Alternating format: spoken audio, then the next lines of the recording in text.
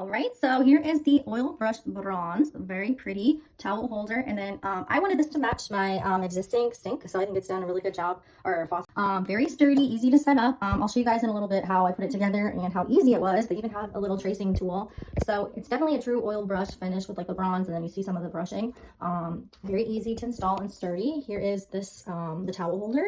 And I ended up using a level too. As you can see, I changed out my marks too, which I'll show you guys later on in my little video. And yeah, really happy with this. I definitely will be buying more from this company.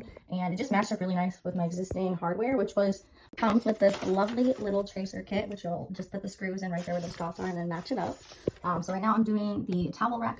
I already did the smaller hand towel rack, which was very, very easy. Also, I did the toilet paper. And they all are the same way. We will use this first. After you measure holes, you'll put in this little part, and then it has this little screw underneath, and it comes with this